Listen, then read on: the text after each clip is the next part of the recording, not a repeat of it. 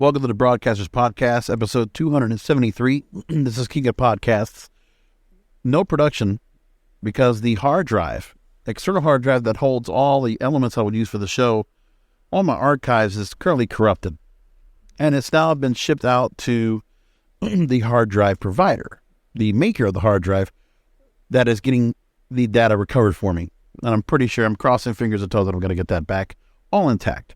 But in the meantime, next couple of weeks, I'll go ahead and do this without production. And you know what? Maybe the programming will do just fine. If the numbers are looking good, I might just, drop the production altogether and just let me talk for 45 minutes to an hour or more, whatever it might be. Because I figured if it works for me and it works for the audience, why am I putting myself to the extra work, right? So we're going to talk about AM radio. Now, when I think of AM radio, and when many people that are talking about AM radio now and the enjoyment, it's not so much because we hate the static, right?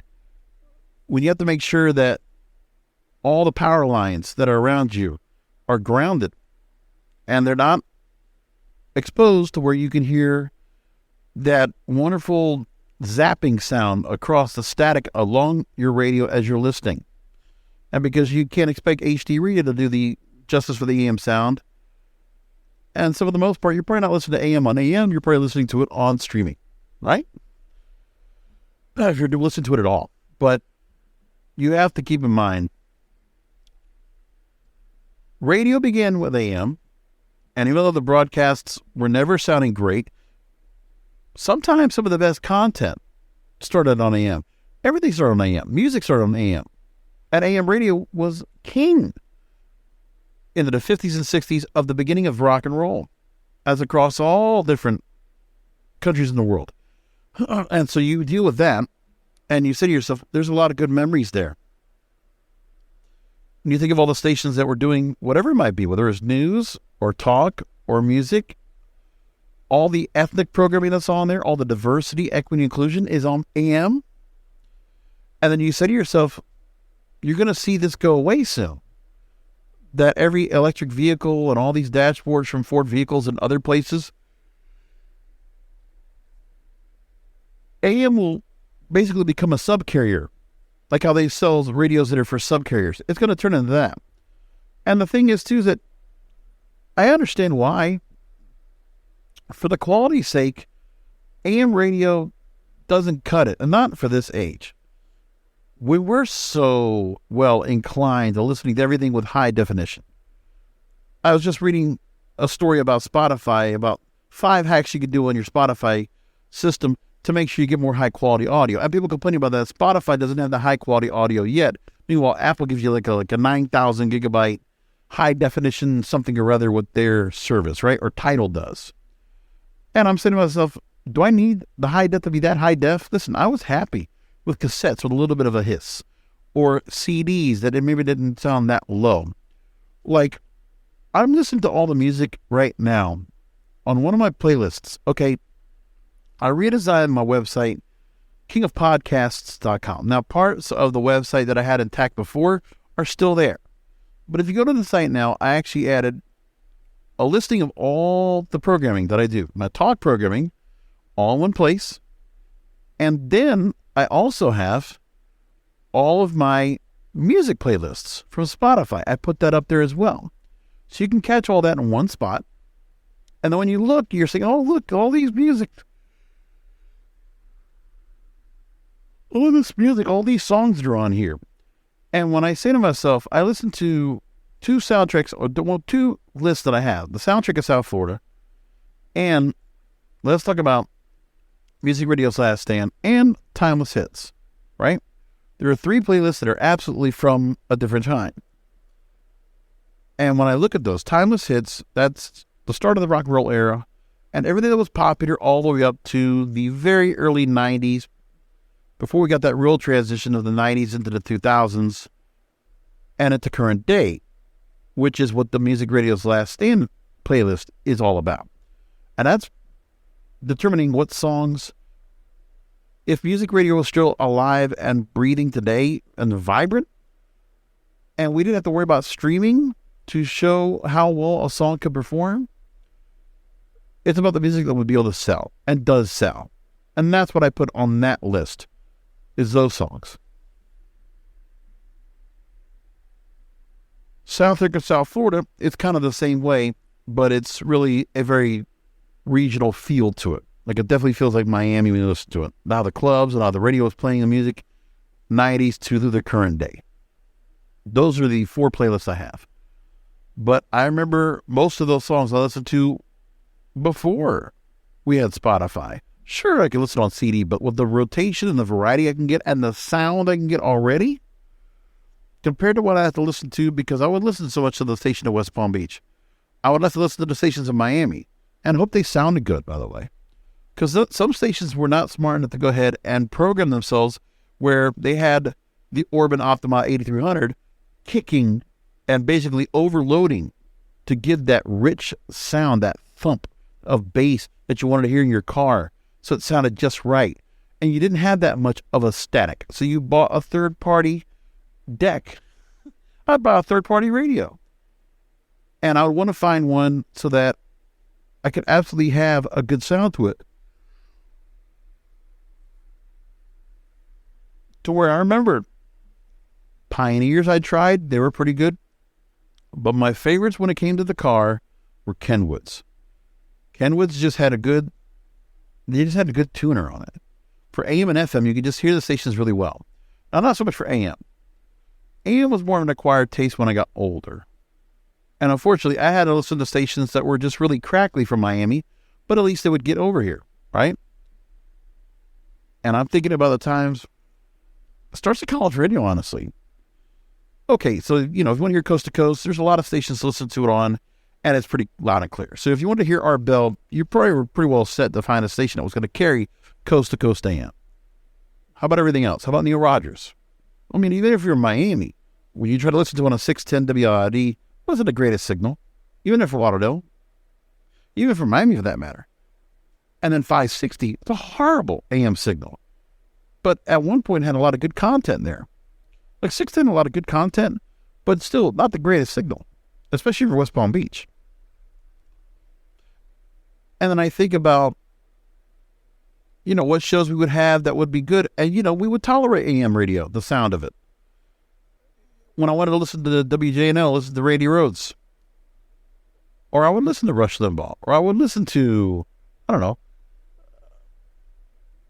I would listen to music that would be Spanish on a station. It was the first station I learned internet at 11:90 a.m. Once cool, right? Or I think about Sugar 900, which I got to go and program for a little while, which was a station I grew up on, which is where all the rap music used to be on, right? And let me tell you, before rap music was so popular, in the early to mid 90s, when you wanted to listen to hip-hop music, we don't have hip-hop stations at that time. Hip-hop radio had not started yet, not full-time. Hot 97 was out there. Yeah, Power 106 in LA was out there. But in Miami, not yet. Because WEDR 99 Jams did not play rap all the time. Not until the late 90s. Mid to late 90s, they finally kind of gave in. And then they just let it go. Like you had no choice. When Cedric Hollywood came in as program director, or as music director, and James T. Thomas said, well, I can't win this. Let's move to Hot 105. That's what they did. Because WEDR had to go and play for the younger crowd. They were going up against Power 96, which was playing a little bit more hip-hop, and they were playing more of the freestyle and the dance, much more of a rhythmic feel to it, because that's what that station was, and it was very popular that way. Y100 wouldn't play anything like that. And all the other stations had other things going on, or whether it was rock with Zeta or whatever. And so, with the music that we had, and this goes for every market around, AMs are a purpose for a couple different reasons. The talk radio, doesn't matter what it was. Like, how about just the talk radio that was just like of different things, like Cigar Dave, or what about, all the local talk shows that you'd have, like say it's I don't know. I'm trying to think of some names that are out there. Like, you get some schlocky AM jocks that are out there. They're doing their shows and they're plugging away different advertisers that are on there. Some very popular DJs actually started off on AM, huh? Tom Leykis started on AM. Howard Stern started on AM. They didn't all get to FM right away. All your progressive rock stations, like the WNEWs, They didn't start on FM right away. All the major top 40 stations, the WQAMs, the WABCs, the KHJs, you're talking about all the songs that were playing in the 60s, 70s, from the Beatles, the Rolling Stones, everything, the Doors. Think about that. It was all on AM. How about all the soul music? Earth, Wind and Fire, or Teddy Pendergrass, or if you want to hear James Brown, Aretha Franklin, Stevie Wonder, Motown, AM. It all started there. So there are memories, historical memories that go along with what we have here. That is why people are so adamant about it. And they have such a fascination for it. And so to see that go by the wayside, and all the memories that go along with it, is unfortunate. But we know AM is now, it's like a land of misfits over there. Along with the ethnic programming out there, which is important, the religious programming, which is also important, what do you have? A lot of sports stations with syndicated programming, betting stations, right? Gambling radio stations. You have conservative talk stations all over, one in each market. Air America tried to be on AM, but it didn't work. They did try for a while. But even then, there are some stations that are running liberal talk or whatever they might have. I mean, for the fact that NPR doesn't run on AM, some people might not be aware about AM or really care. The thing is now, there's a lot of FM stations that are owned by corporates that are just repeating themselves. And some AM stations are running off of FM translators. So the FM translator helps them to go ahead and work with what they're going to do. Now, it's not going to go away altogether right away. It's a slow death. But AM radio and some stations, like she's one of the most highest billing stations in the country is WTOP in Washington that makes, I think, $40 million a year in billing? WNWS in New York, same way. You think of WOR in New York? You think WABC in New York? I mean, among others. There's a lot of stations in AM that still make some money, but what if they're going to be taken away where they're not available in cars? Now, if those stations reposition themselves for streaming, but it's not enough, there's still the thought that they still need to be on terrestrial as well as digital. You're supposed to have both. So what do you do next? There's a lot that has to be considered as you go down the line as to what's going to be the future of this format, of this signal. I always heard they could do something where FM, there's a lot of room on the dial to do something else. There's a lot of stations that are just being repetitive, that are not necessary. There's a lot of redundancy. And it would be nice to go and see some stations that would get their spot on the dial instead of all this. But until then, what's next? This is the problem we have. Well, there are people that are out crying about it. There's an outcry for it to try to go and hold on to the industry. Plus, the industry and Congress are trying to get together to hold on to AM.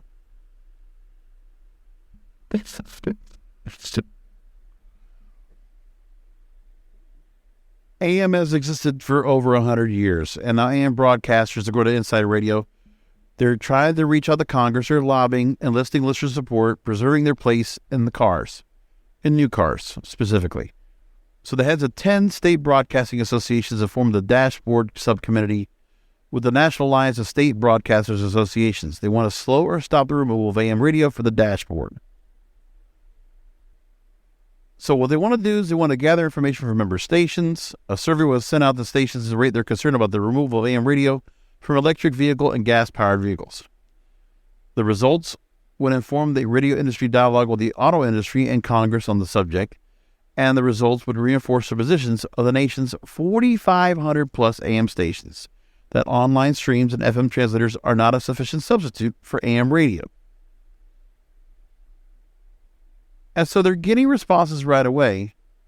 And the reason why we're getting this is because high-end automakers are looking to exclude AM receivers from their electric vehicles. Most of 8 automakers have decided to drop AM radio from some of their models, mostly electric vehicles, and they sided with AM radio reception caused by electric motors. An automaker can note that AM radio programming is often available through other means in the car, FM translators, online streams, HD radio side channels, but AM radio operators say FM translators aren't far reaching. We know that. And there's also the part about rural areas and how this will be compounded to them. Because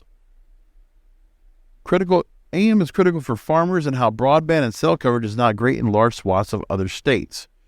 They refer to one station in the Red River Valley of Crookstown, Minnesota, which is one of the richest agricultural regions of the country, and an adult contemporary station there owned by Gopher Communications, KROX 1260 AM. The station posted a notice on the website that asked listeners to message their members of Congress to advocate automakers to keep AM radio in their cars. But now some people think that this might be too late. Senator Ed Markey of Massachusetts has asked the heads of 20 major car brands to detail plans for AM radio on their vehicles and urged they keep it right where it has been as a matter of public safety and national security. And I don't know if that's going to really step out.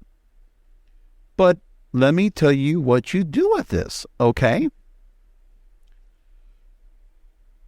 Because the federal government has the oversight, the authority, and the wherewithal, the resources to service programming that is provided by these AM radio stations with the help of National Public Radio. Yes. There are plenty of stations on the FM dial owned by and operated by National Public Radio and Public Broadcasting System that could be providing the public with information or programming, brokered or otherwise, for the public. And they could be member-supported. They could be supported members that are actually paying for to buy the programming out. So broker it. Put it on NPR. Why doesn't NPR handle this? Because NPR, as far as I know, also covers a lot of the rural areas, doesn't it? And that's important. Because then, remember, NPR, as far as I know, I don't know if they're on AM radio at all. I don't think they are. But all major markets, they're on FM. And so with that, they should be allowed to go ahead and continue to move forward with what they have planned. Why not? I think it makes complete sense for them to go ahead and be the arbiters, to continue to put this out there as it should. Now, there's some stories out there to talk about the importance of AM radio, or AM FM radio for that matter. Xperi, which is the new the radio GBT service that it provides. They're learning some information from this company, and they did a survey of more than 2,900 U.S. car owners and leasers. 72% of them listen to over-the-air radio compared to 24% for satellite and 14% using Apple CarPlay. 81% of those surveyed say music is a must-have when driving. Single-digit percentages say the same for podcasts or audiobooks.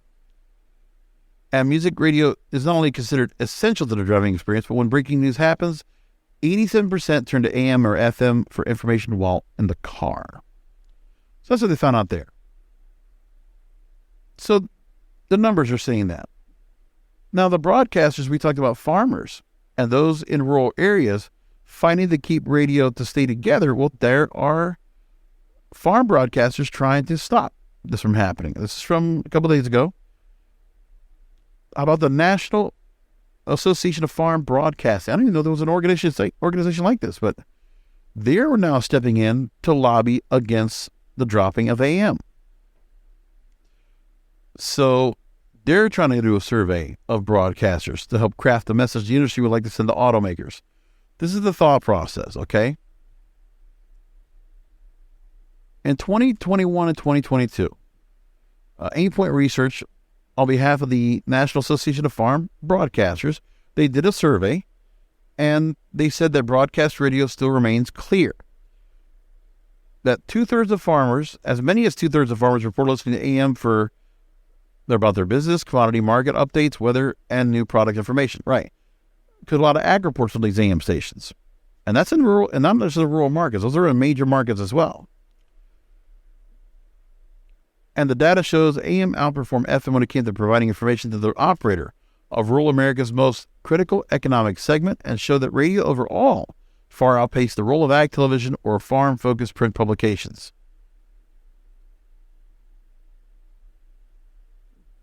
Interesting.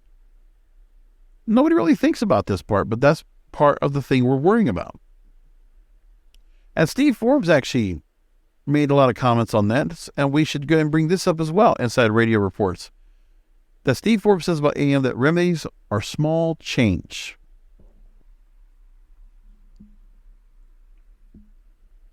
Now, Steve Forbes talked about this on his latest edition of What's Ahead podcast, why AM radio must be saved and how to do it. I need to catch this episode, but I want to go ahead and take the highlights of what he talked about. He said, quote, "The assault on AM radio is short-sighted and must be reversed. It provides a needed public and private service." And then there's the importance of AM radio with emergency broadcasts. And he says that public emergency officials are worried. And there was a letter that he referenced from the 7 former heads of the Federal Emergency Management Agency, or FEMA, to the Secretary of Transportation, Pete Buttigieg. Quote, "Because of the great distances that its signals carry, and due to its resiliency during even the worst natural disasters, the success of the National Public Warning System, the only method the government has to reach every point of the country at once, hinges on its use of AM radio.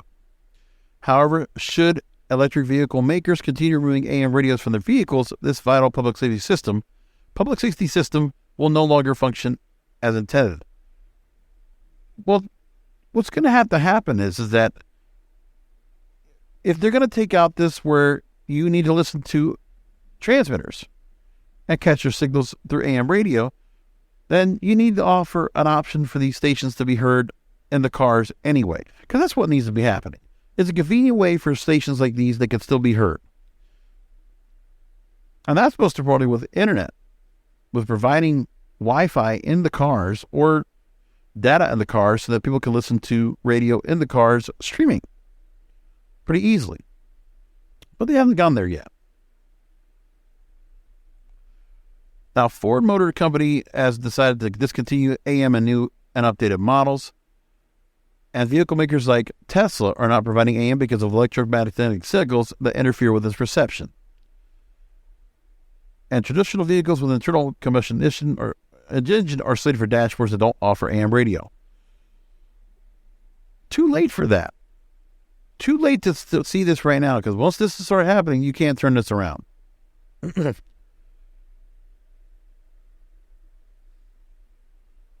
Now, Steve Forbes also says that interference problems are resolvable. Remedies are a bit of a cost, but they're small change considering the countless billions of dollars that the President Biden is shoveling out for EV industry subsidies. He takes automakers to task for their attempts to monetize other audio available on dashboards in addition to Sirius XM, and charging consumers subscription fees for currently free of charge radio. Why give them all that AM programming for free? This leads to another mortal threat both to AM and FM radio.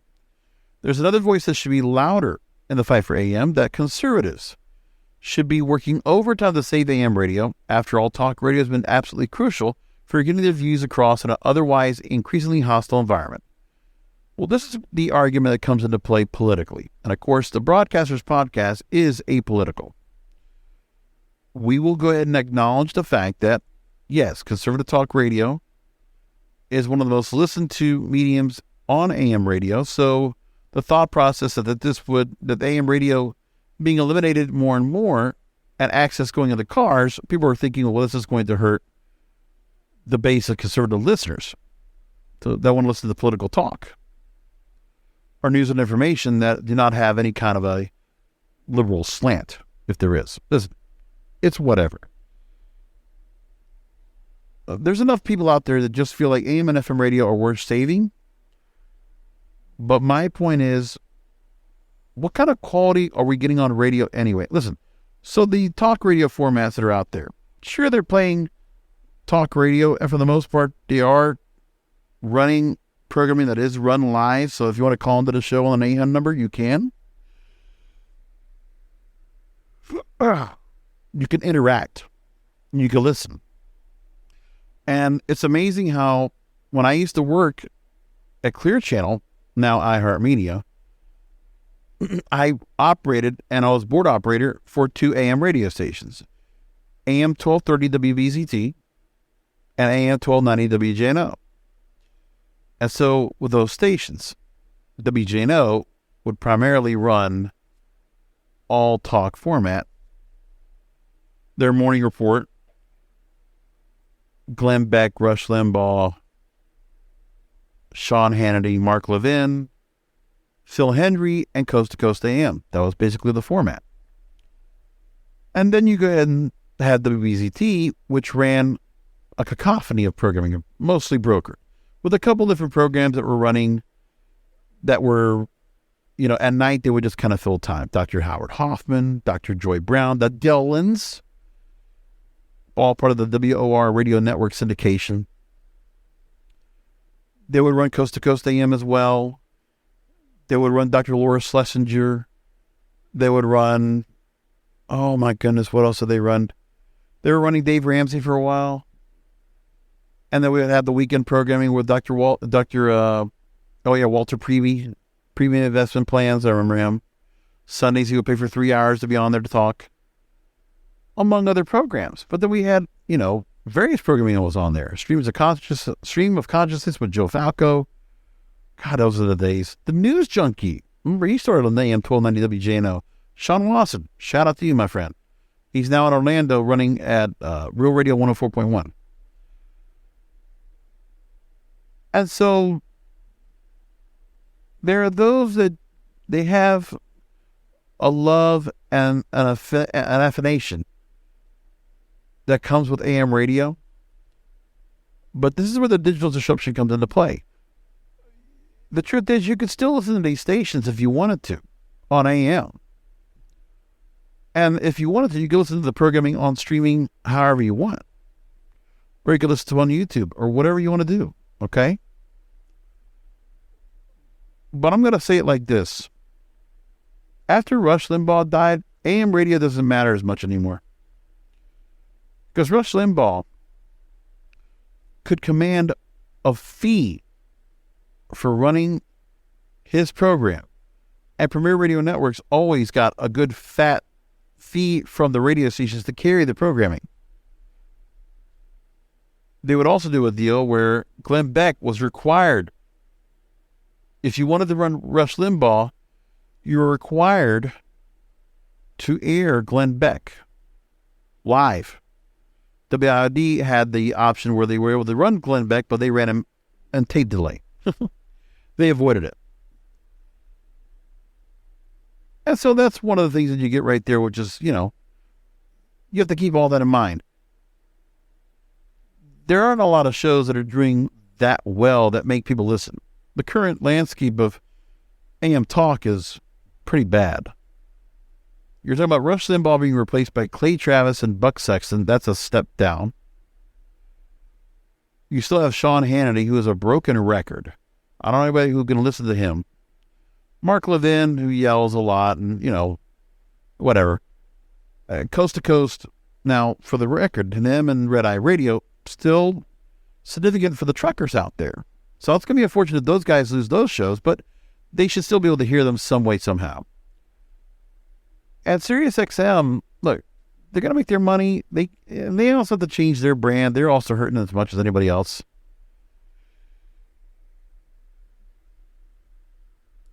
But AM radio would take away some of the local voices out there.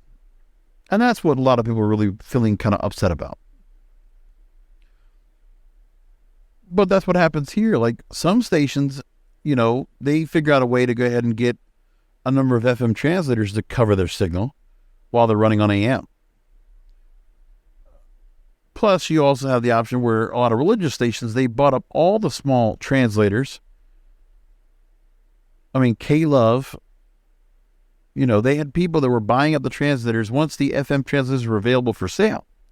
They were able to be accessed and acquired. And there were companies that the education, was the Electronic Frontier Foundation, right? Is that what it is? Or Educational Media Foundation? I forget what they're called. They bought up all these little translators. And now they're at the behest of all these stations that want to go and cover with them. It's not easy to get an FM translator. I mean, all the stations I worked on for my friend James. they were all AM signals with FM translators. Meanwhile, the AM signals were not much of a factor, but when they got to FM, it was important. And that's what mattered to them. So these are the things that everybody's worrying about. You're just considering the fact that if you want to make things better, this is tough. But AM radio is in a tough spot, man. And the truth is, okay, sports talk, let's talk about that. ESPN radio, Fox Sports radio, Sporting News radio still out there, I believe. And there's the new betting network. Premier Radio has their programming. It's like there's programming out there that still runs. And then you also have stations that are running other programming out there. What is there? The Talk Radio Network with like Ben Shapiro, formerly taking Michael Savage's spot. Or you had Jim Bohannon, who passed away. You have the Salem Radio Networks that run Larry Elder and Michael Medved, formerly Dennis Prager, among others. And I just think about like all the different voices I heard on AM that were out there. Geraldo Rivera used to have a show on AM on WABC, and it got syndicated for a while. Lionel, for a long time, syndicated on AM. I think about all these different shows and all these different things. Phil Henry, mostly on AM. And in that mix, it was great. Listen, his show sounded good because he had the phone calls anyway, and he was able to do the show like he did, and it would really work when it was on AM. It was very effective, no matter what it was. So it's unfortunate all this is happening. But what are you going to do now? What can you do? The format's going to be by the wayside. My suggestion, Congress should make it where NPR needs to provide access time to these AM broadcasters. Okay? I'm not talking about the Mark Levin, Sean Hannity's, Clay Travis, Buck Sexton. I'm not talking about the conservative talk shows. I don't worry about those talk shows. The sports shows either. No. The local broadcasters on AM, they should have a chance to have public affairs or just public access to the NPR stations. You want to broker them on the weekends? Go right ahead. I think that's a pretty smart move. Or how about on the weekends, like at night? FM, give them the nighttime slots, okay? Give them after All Things Considered. Like, remember, how many stations, unless you're playing music formats or whatnot, like in my market, I think after 7 o'clock, WLRN, they run BBC World Service overnight and at night. So give the local programming to them, or let them buy in between. Underwriting. That's what they should be doing. Okay, I think it would be a smart move for them to do that. Like, why not? It's essential.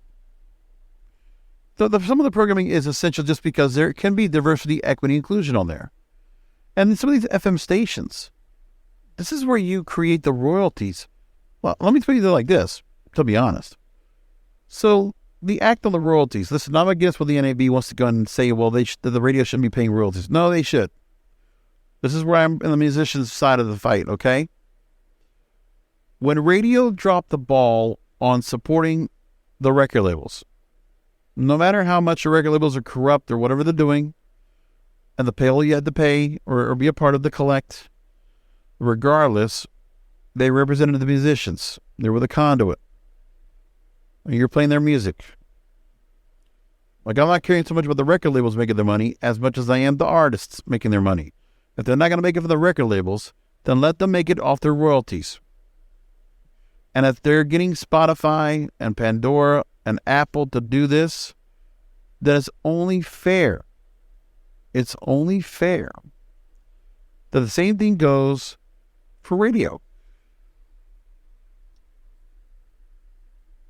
Because then, what happens? Let's say that you get these stations that iHeartMedia has, or Odyssey, or whatever, Town Square Media, Cumulus. Imagine if they're able to be stuck right now in the music formats that they've been running homogenized and flat with very little audience spectrum testing. the research and they're playing the same 200 songs. Think of all the stations that you would get dropped. And then you would replace the programming with these AM radio stations picking up FM signals. And you know what? Drop the syndicated talk. Not all these stations need that. Put locals on. Of course, they're not going to do that, but they should. Or at least it should be encouraged. At the least. There's more that's going to happen with AM down the line. But what are you going to do? So a few other things in radio I want to talk about that I think are very important. Now, this is one thing I wanted to get across the board where this came out recently. Radio's top formats at the start of the year. Quarter one.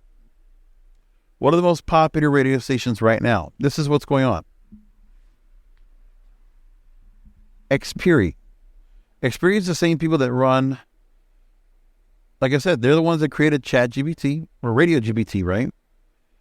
And they now have a service called Auto Stage Broadcaster Portal. It provides global radio broadcasters with insights to whether audiences are listening, when they're listening, and what content they enjoy the most. So they got some information. And here's what we learned. A top 5 snapshot, providing near real-time data into the most listened to songs in the first quarter of 2023, a new level of insight to program directors or market managers into the most successful content. So the DTS AutoStage system delivers AI-powered connected radio, audio, video content for over 52 connected car models worldwide. So what they found out was the top 5 most listened to radio genres were contemporary hit radio, CHR, adult contemporary, country, and R&B tied with rock, and news talk. And the top 5 most listened to music artists in the first quarter were Ed Sheeran, Taylor Swift, Miley Cyrus, Ava Max, and Lil Nas X. So it's interesting on those. So Ed Sheeran got a lot of older songs, and he has Eyes Closed as a new song that just charted recently. Taylor Swift has all her music from Midnight and all of her back catalog. Miley Cyrus has her Endless Summer Vacation album that came out with Flowers and River and all that. Ava Max had Diamonds and Dance Floors that came out, and she has songs like Ghost and $1 Million Baby, among those. A Lil Nas X, talking about a catalog of Call Me By Your Name and Old Town Road, and among others. And so the senior vice president of Xperi says, Joe D'Angelo's his name, quote, "For the first time, radio can join other markets like mobile and TV and big data to allow them to make data-driven decisions for their stations to connect with their listeners and get new insights for the sales teams and program directors to increase revenue." Now, will the major radio companies actually pay attention to this? Rock, it's very broad based because it could be alternative, it could be album rock, it could be classic rock. Country is on that list. And country is very popular. There's a story that came out from Billboard that talks about that there are more country hits now in the Hot 100's top 10. More than ever before.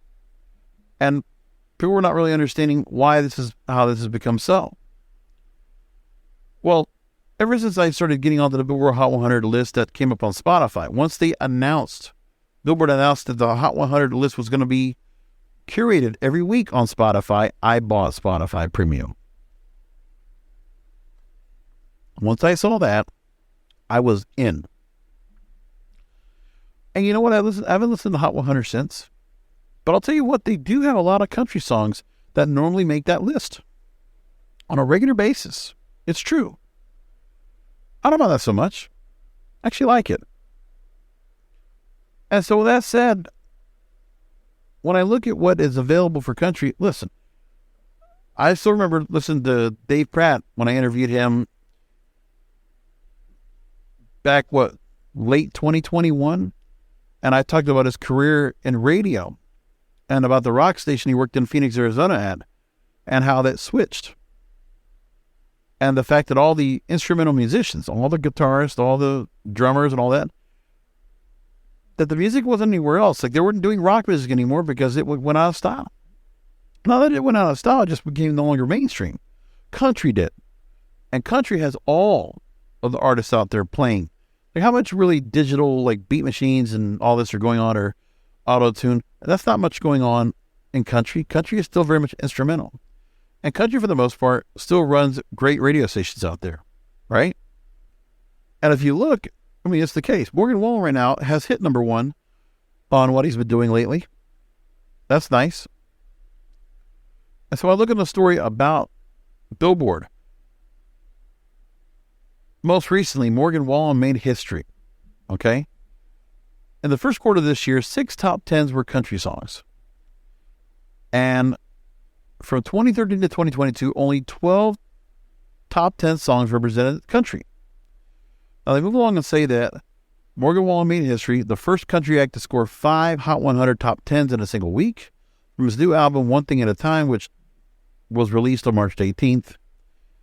And the previous feat, the previous artist that actually was able to do this was only 5 other artists. That's Taylor Swift, Drake, 21 Savage, Juice WRLD, and the Beatles. His last night first hit the top 10 on the chart February 5th and went to number 1 a month later. It returns to the top of the list on the Billboard chart for the week ending April 15th. Zach Bryan's Something in the Orange hit number 10 on the Hot 100 in January. Together, the acts brought the country's prominence to just over a quarter of all Hot 100 top 10s, tying pop for first place among all genres in that span. While country songs possess certain characteristics that are unique, lap steel guitars, when you look under the hood, they actually have a lot in common with what is trending on today's Hot 100 top 10. When you look at subgenres and influences, the first quarter 2023, pop, hip-hop, and R&B soul were the top 3 influences across the top 10, followed closely by rock. All 6 top 10s that are country songs feature a pop influence, 83% a rock influence, and half of them a hip-hop influence.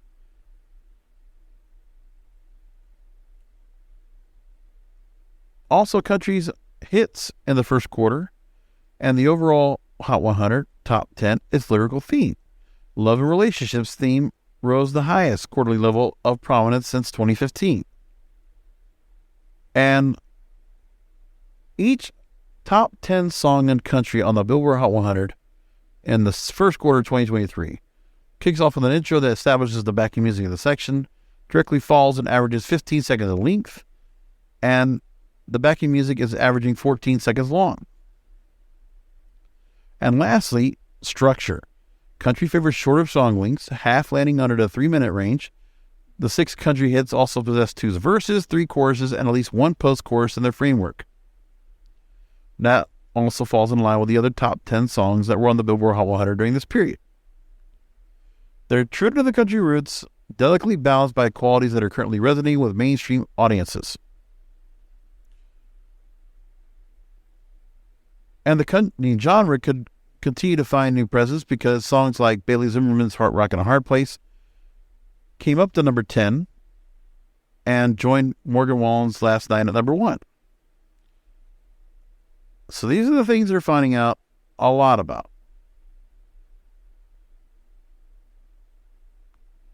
It's very interesting on how they found out all this together and where it comes from. Pretty interesting.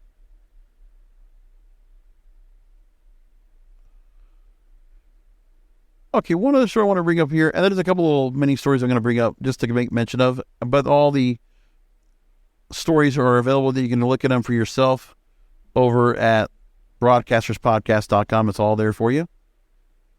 And by the way, I'm not being afraid of using AI. I do have that now to write up a little ditty, a little bit of a couple paragraphs so you have some more insight on what I'm talking about on the show. Okay? I do that for you as well. Now, aside from that,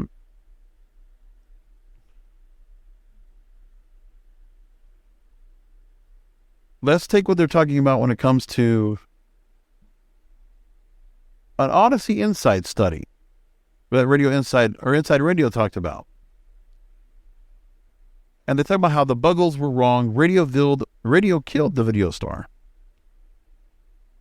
So audio now surpasses TV according to Nielsen.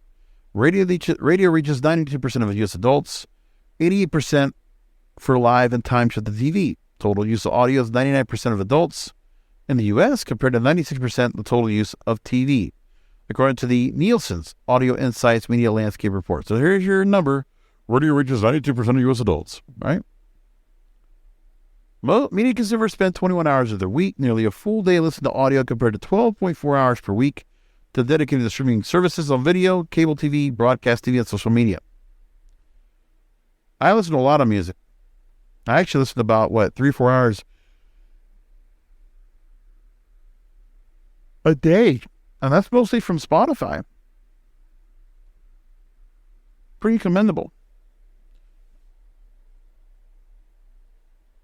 Even Gen Z is more likely to stream audio than video than typical U.S. adults.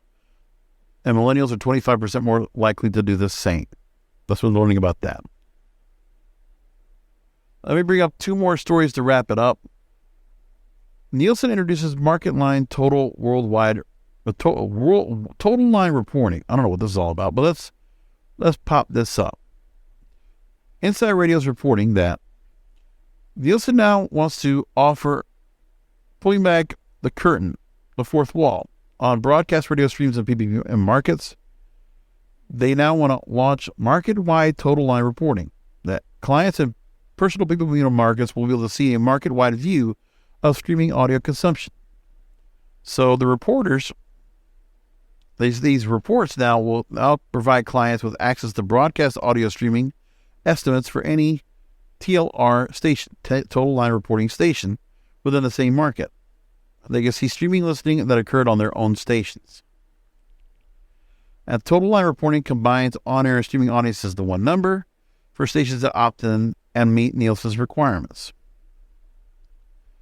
And it'll be available for 5 different demographics and 7 different standard day parts. Some more information. I mean, if Nielsen's able to provide it, good for them. Because more people want to have that kind of information, especially for those that want to be able to sell advertising. There's one other story I want to bring up here that I did get a chance to go ahead and hamper on, and that's Wall Street Journal putting a story out about people being sick and tired of the descriptions that consumers are rethinking the relationship to subscriptions, and so are the companies. So take a look at that for yourself if you want to go and see that. Anyway, but I'm going to leave it there. That is the show for tonight. You've been listening to the Broadcasters Podcast, a service of the King of Podcasts Radio Network. If you want to hear everything that's on the radio network that I have, which is the Wrestling is podcast, this show, the Broadcasters Podcast, and my other show, Depraved and the Debauchers, where they all have new episodes this week, you can find them all at kingofpodcasts.com. And I have an individual site for all these shows. The Broadcasters Podcast is broadcasterspodcast.com. WrestlingIsReal.com for the wrestling show, and ddradio.live for Depraved and Debauchers. You can find me on social media, Twitter, Facebook, TikTok, Instagram, at King of Podcasts. Until next week, remember that content is king, and the control of your content is in your hands.